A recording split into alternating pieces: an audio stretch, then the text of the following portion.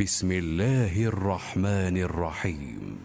يا أيها النبي لم تحرم ما أحل الله لك تبتغي مرضات أزواجك والله غفور رحيم. قد فرض الله لكم تحلة أيمانكم والله مولاكم وهو العليم الحكيم. وإذ أسر النبي إلى بعض أزواجه حديثا فلما نبأت به وأظهره الله عليه عرف بعضه وأعرض عن بعض. فلما نبأها به قالت من أنبأك هذا؟ قال نبأني العليم الخبير. إن تتوبا إلى الله فقد صغت قلوبكما وإن تظاهرا عليه فإن الله هو مولاه وجبريل وصالح المؤمنين والملائكة بعد ذلك ظهير. عسى ربه إن طلقكن أن يبدله أزواجا خيرا منكن مسلمات مؤمنات قانتات تائبات عابدات سائحات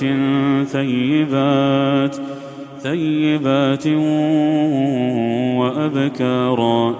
يا أيها الذين آمنوا قوا أنفسكم وأهليكم نارا وقودها الناس والحجارة عليها ملائكة غلاظ شداد لا يعصون الله ما أمرهم ويفعلون ما يؤمرون. يا أيها الذين كفروا لا تعتذروا اليوم إنما تجزون ما كنتم تعملون.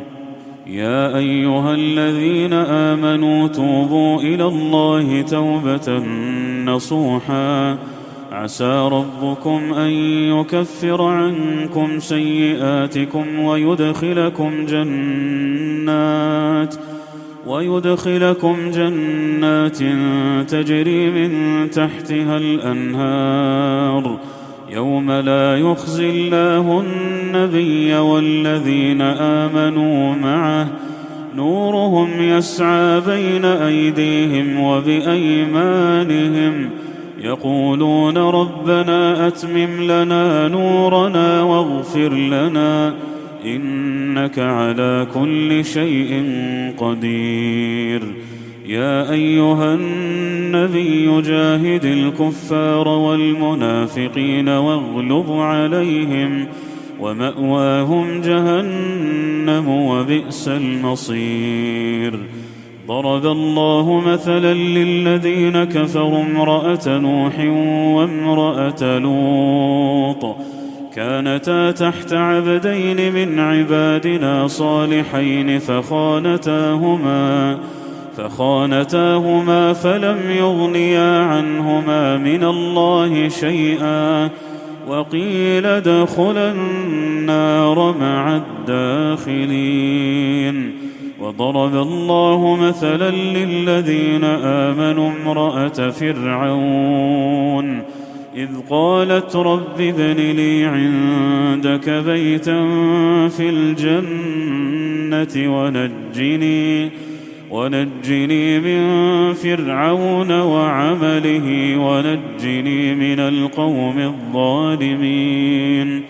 ومريم ابنة عمران التي أحصنت فرجها فنفخنا فيه من روحنا وصدقت بكلمات ربها وكتبه وكانت من القانتين.